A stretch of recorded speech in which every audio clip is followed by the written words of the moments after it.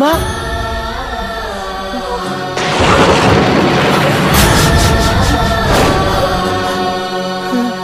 માં તું તારી આ હાલત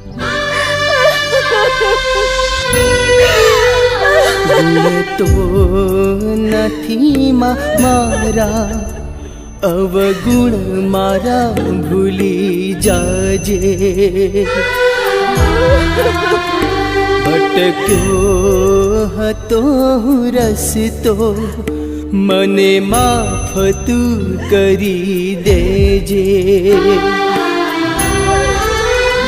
તારા કરજને ચુકવવા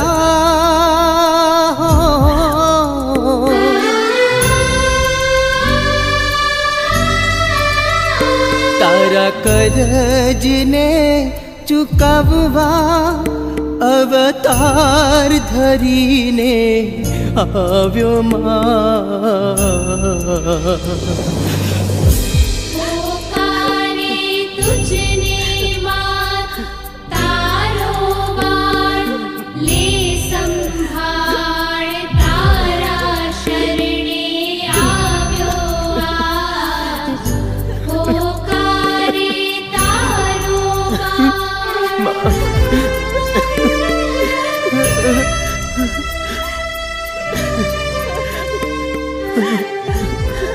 રડીશ નહીં માં.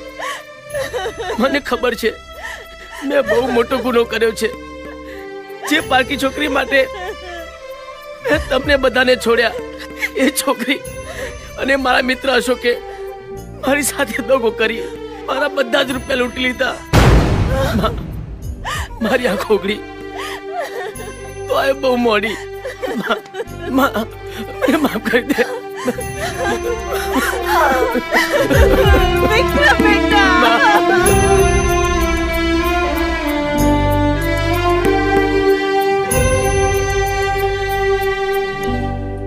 માં, ઘરનો બધો સામાન ક્યાં ગયો?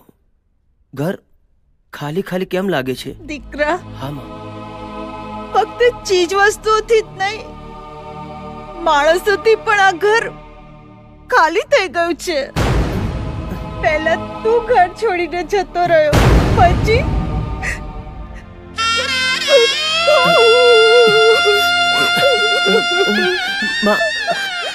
અને તારી બેન પૂજા, એનો કોઈ આતો પતો જ નથી દીકરા.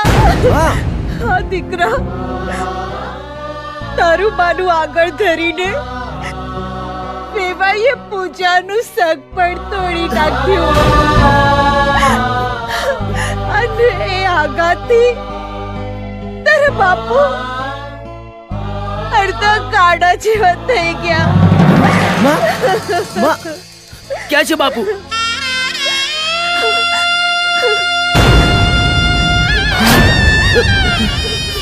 બાપુ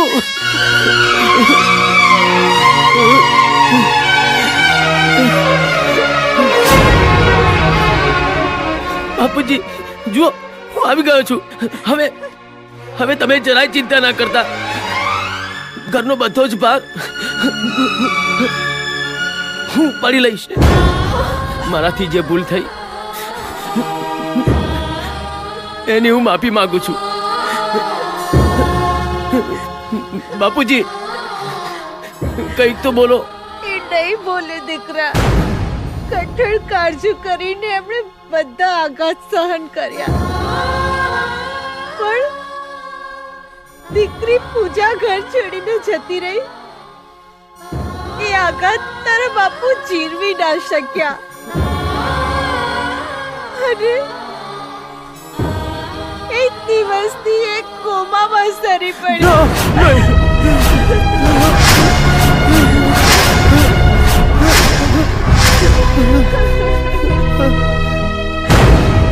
આવી હાલતમાં હું એકલી મૂંઝાઈ ગઈ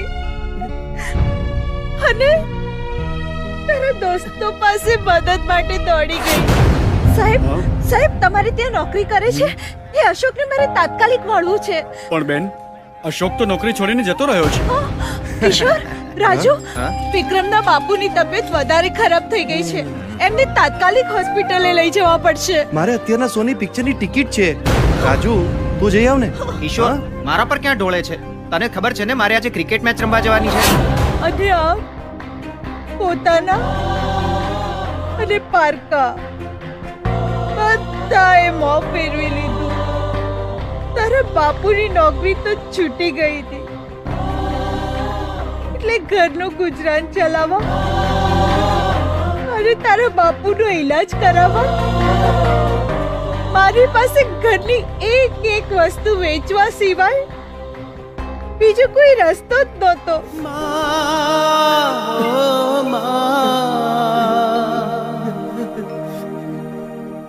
અને દીકરા, છેલ્લા 2 દિવસથી તો ઘરમાં અન્નનો દાણોય નહોતો. એટલે આપણા ગામમાં કોઈને ખબર ના પડે એ માટે આપણા ગામથી દૂર મંદિરે જઈ હું ભીખ માંગવા બેસી ગઈ. દીકરા, આ તો અમને કાંધ આપનાર પણ કોઈ નહોતું રહ્યું.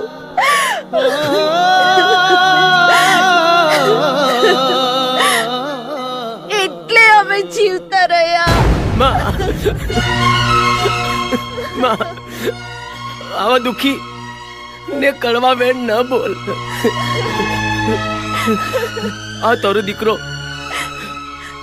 પાણીના પૂરની જેમ વહી જતા સમયને અને પરપોટા જેવી જિંદગીને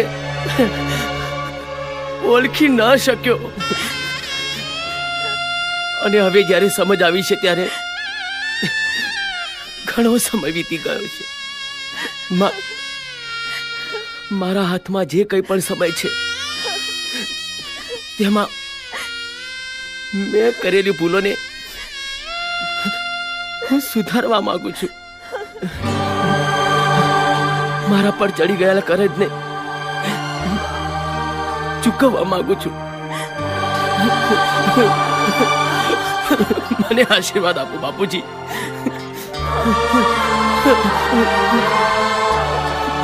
બાપુજી,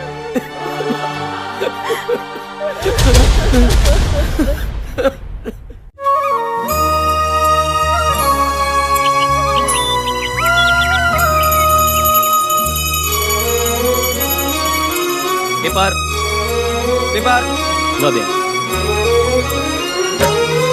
હું રામ બનીને આવ્યો છું, હું કૃષ્ણ બનીને આવ્યો છું,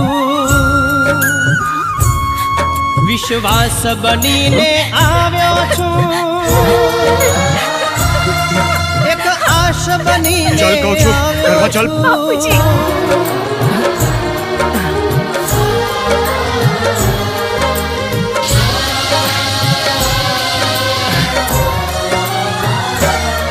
મા બાપના ચરણોમાં ધરવા આ જાત ફરીથી લાવ્યો છું.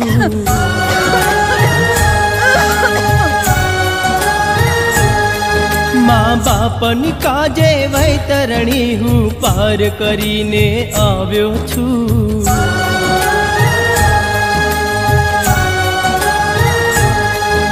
68 તીરથ પૂરા કરવા અવતાર ધરીને આવ્યો છું. જા બેટા.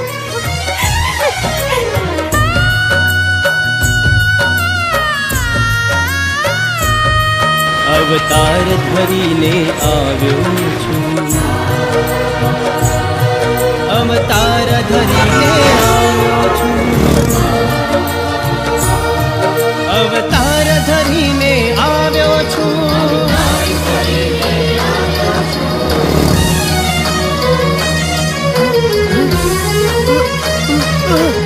અરે અરે કાકા, તમે? હા, પણ તું અહીં કામ કરે છે અને આ શું હાલત કરી છે? અરે મોહન કાકા, આ તો ઢોર કરતાંય વધારે મહેનત કરે છે, પછી શરીર ક્યાં સુધી સાથ આપે? દીકરા, તારું શરીર સારું હશે તો તું કામ કરી શકશે ને. અને કમાવા માટે તો આખી જિંદગી પડી છે. કાકા, આવું વિચારીને મેં મારી જિંદગીના ઘણા વર્ષો વેડફી નાખ્યા છે, પણ હવે રાત દિવસ મહેનત કરીને મારા ખંડેર થઈ ગયેલા ઘરને ફરી બેઠું કરવા માંગુ છું, અને એટલા માટે મારી રૂપિયાની સખત જરૂર છે. દીકરા, જો તારે રૂપિયાની એટલી જ સખત જરૂર હોય તો મેં તને વાત કરેલી ને નવી કંપનીની, ત્યાં કામે લાગી જા. કામ કરતા 5 ગણું વળતર વધારે મળશે ને ત્યાં આટલી મહેનત કરીશ ને તો તારી તકલીફ ઝડપથી દૂર થઈ જશે. પણ ઓળખાણ વિના મારી ઓળખાણ છે ને એ કંપનીમાં. અત્યારે એ કંપનીનો માલ ભરવા જ હું આવ્યો છું. અને લે આ કંપનીનું કાર્ડ, કાલે જઈને મળી આવજે. કાલ નહીં કાકા, કાલ થવામાં તો હજી 11 કલાક બાકી છે, અને મારા માટે એક એક પળ કિંમતી છે. હવે રાત નાની ને વેશ જાજા છે. ડાર્લિંગ, વેરાન જંગલની જમીનમાં આપણે કંપની ખોલી ને ટૂંક સમયમાં જ સોનાની ખાણ બની ગઈ. એ નહોતું કીધું કે રૂપિયો જ રૂપિયાને ખેંચી લાવે છે? આ બધું કોના પ્રતાપે? ડાર્લિંગ, તારા પ્રતાપે જ ને. મને ખબર છે, સ્ત્રી ધારે ને એને માલામાલ કરી દે, અને ધારે એને પાયમાલ. શેઠ, અવતાર ધરીને આવ્યો છું, અવતાર ધરીને આવ્યો છું.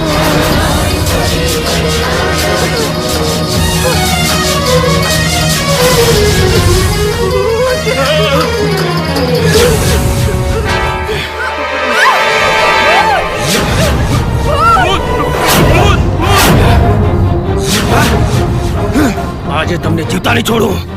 રોકાઈ જા વિક્રમ, રોકાઈ જા. આ તું શું કરી રહ્યો છે? તને મળેલી 60 દિવસની જિંદગી તારી અધૂરી ફરજો પૂરી કરવા માટે ખૂબ ઓછી છે.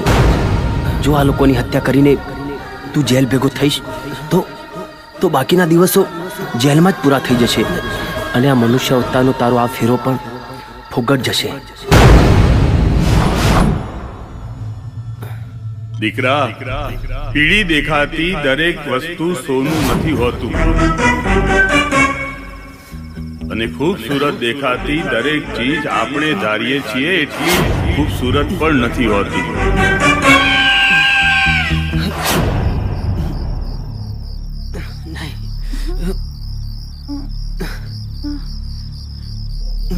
વિક્રમ. હા માં. ઊંઘ નથી આવતી બેટા? ના માં, પણ મને ઊંઘ આવી જશે. તું જઈને સૂઈ જા. સૂઈ જા બેટા, બહુ થાકેલો લાગે છે.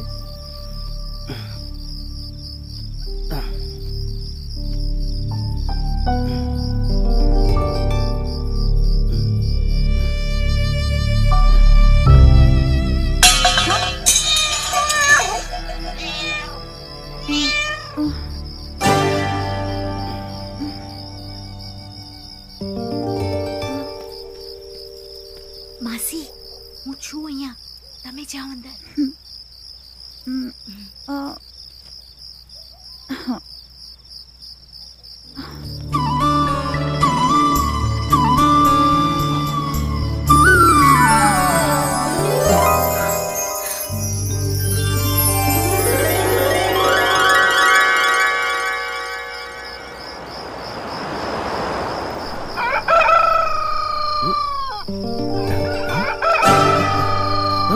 તેજસ, તું અહીંયા?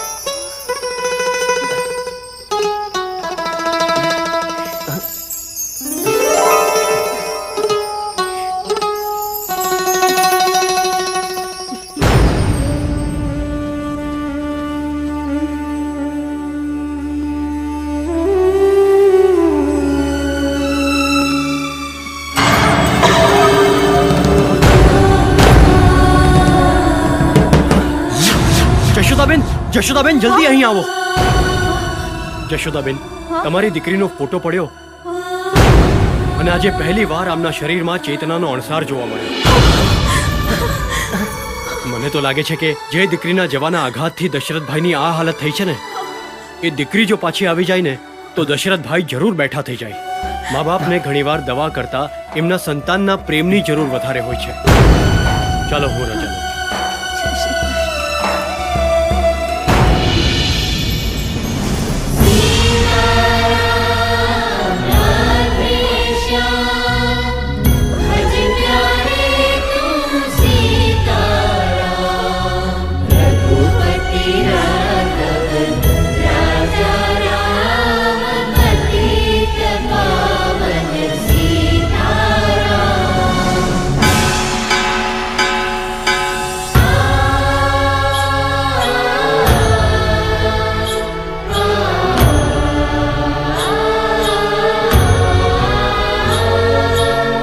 दीन थोड़ा ने जा जा काम,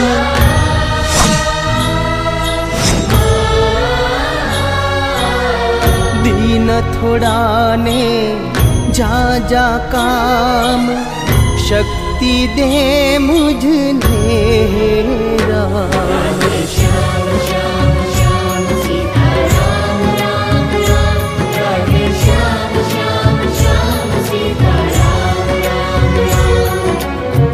करजे पूरण सघड़ा काम, सुन जे अरज तू है घनश्याम, सुन जे अरज तू है घनश्याम.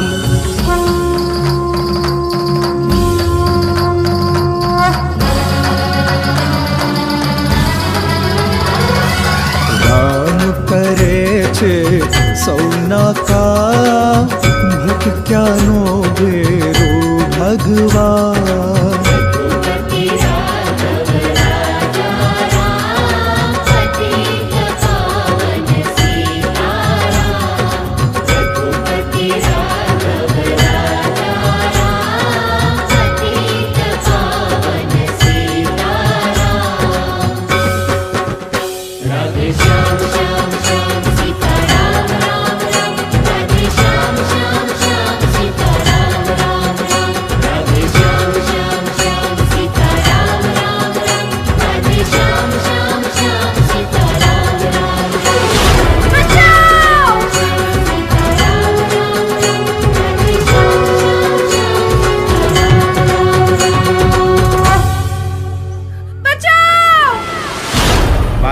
છોકરી ભાઈ, જ્યારથી આ છોકરી મળી છે ત્યારથી આવું જ કરે છે. અચાનક ચીસો પાડી ભાગમ ભાગ કરે છે. આવી નિર્દોષ ભોળી છોકરીની આવી હાલત કરનાર નરાધમોને પ્રભુ આકરામાં આકરી સજા કરો. માયા, મને લાગે છે આપણે વિક્રમને કમોતે માર્યો છે ને, એટલે એનો આત્મા ભૂત બનીને ભટકે છે. એણે આપણું ઠેકાણું શોધી લીધું છે.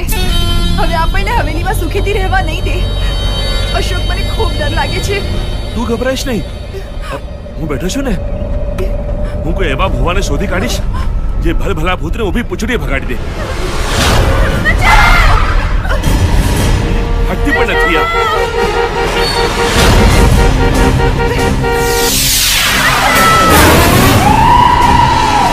ભાઈ ક્યાંથી? આણે તો મારી નજર સામે આપઘાત કર્યો હતો. મારા, તને કેવી રીતે કહું કે આ વિક્રમની બહેનનું ભૂત છે? અરે અશોક, ધ્યાન રાખ. શું થયું? કઈ નહીં.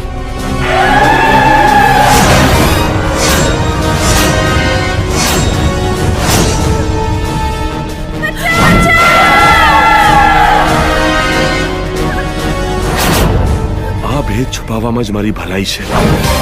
જો માયાને બળાત્કાર વાળી વાતની જાણ થઈ ગઈ તો હું નહીં રહું ઘરનું કે નહીં રહું ઘાટનું.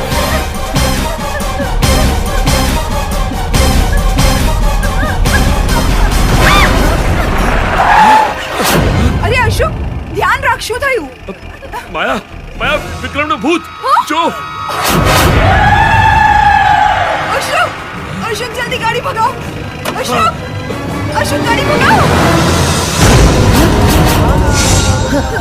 પૂજા, તું એ મને મારી નાખશે. કોણ? ત્યાં તો કોઈ નથી. પૂજા, ગભરાઈશ નહીં બેન. જો જો હું આવી ગયો છું. પૂજા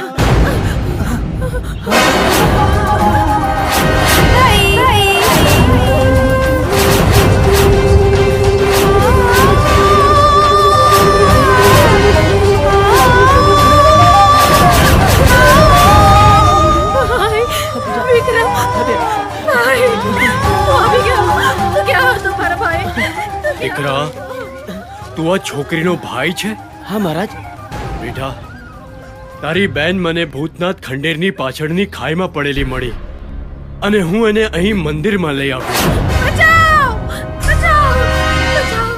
દીકરી, ગભરાઈશ નહીં, શાંત થઈ જા. તારું નામ શું છે? મારું નામ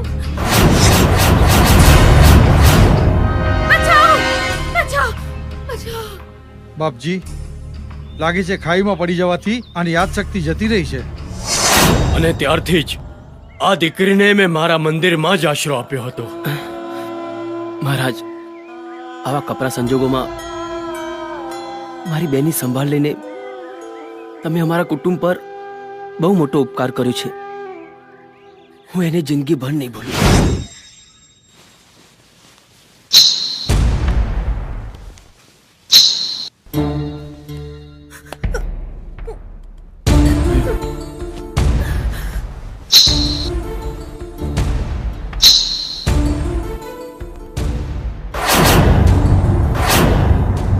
બાપુજી, હું આવી ગયો છું. બાપુજી,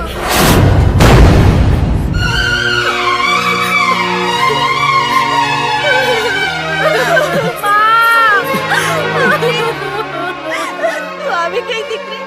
ક્યાં હતી બેટા? તું ક્યાં હતી? તારા વિયોમાં હા જો તારા બાપુની હાલત જો જો જો તમારી દીકરી આવી ગઈ. વિક્રમના બાપુ, આપણી પૂજા આવી ગઈ. અરે કંઈક તો બોલો.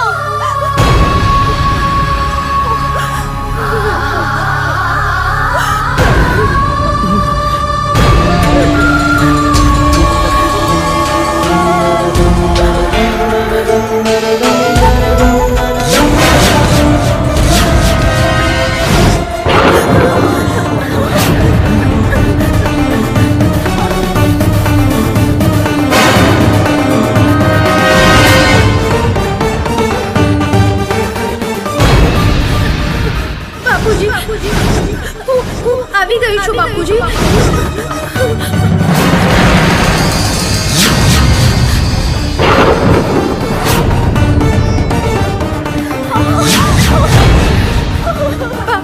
બાપુજી, હું આવી ગઈ છું. બાપુજી, બાપુજી, બાપુજી,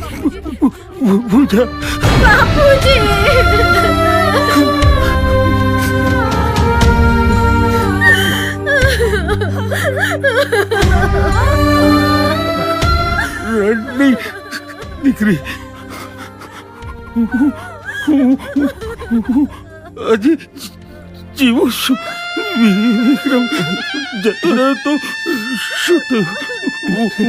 હું તને જરાય ઓછું નહીં વાનું. તારા લગ્નના કરડા ત્રિભુવન બીજીને ત્યાં જ કઢાવી. સિલ્કની સાડીઓ સુરતથી જ મગાવીશ. દીકરી, તારા લગ્નમાં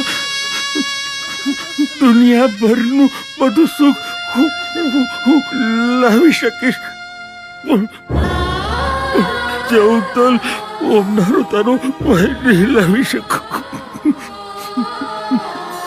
પણ બેટા, એ માટે તું ફરીથી રિસાઈને જતી ન રહેતી વિક્રમની જેમ. બાપુજી, તમે રડશો નહીં. બાપુજી, મારો ભાઈ તો જુઓ.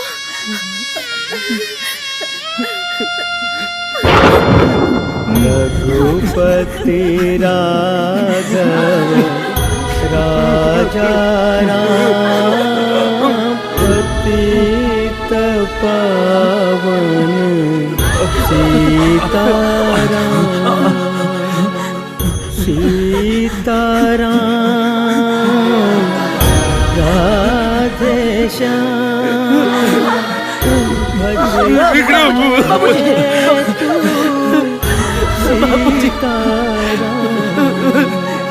राम राम राम राजा राम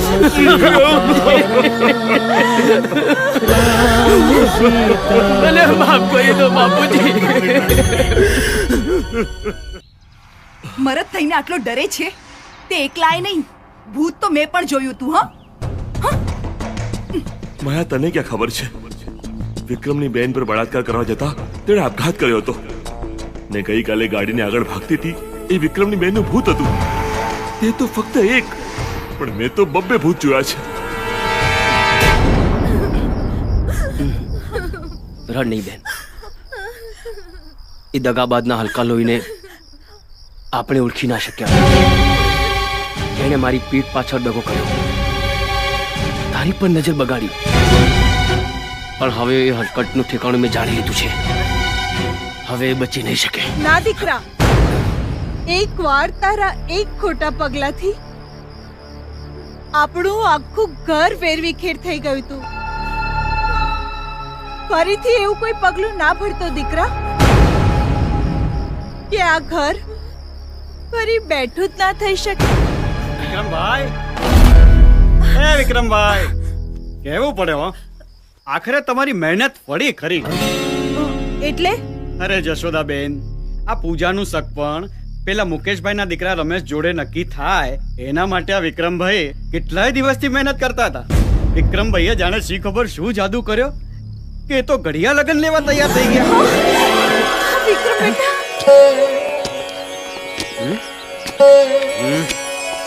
અલ્યા ભાઈ, આમ ધીરે ધીરે કામ કરે તો 4 દાડે મંડપ નહીં બંધાય. ચાલ હટ હટ.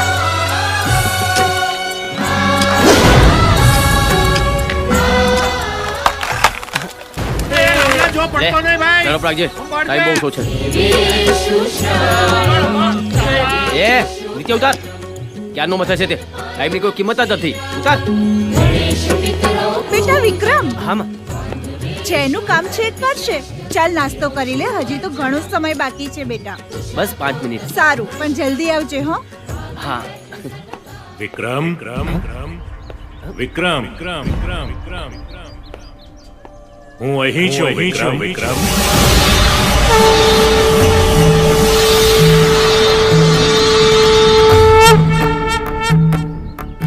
યમરાજ, આપ? હું તને ચેતવવા આવ્યો છું. યમરાજ, હું કઈ સમજો નહીં. મારાથી કોઈ ભૂલ થઈ ગઈ છે? શેની ચેતવણી? આવતીકાલે તારી બહેનના લગ્નનું મુહૂર્ત છે. બરાબર એ જ સમયે તારા આયુષ્યની અવધિ પૂરી થાય છે. યમરાજ, યાદ રાખજે, આવતીકાલ તારા આયુષ્યનો અંતિમ દિવસ છે.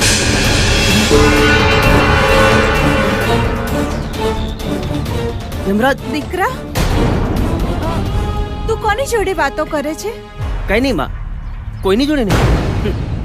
તને ભ્રમ થયો લાગે છે. ચાલ મને કામ કરવા દે. હો, અહીં તો કોઈ દેખાતું નથી, પણ વિક્રમ યમરાજ કંઈક બોલતો તો.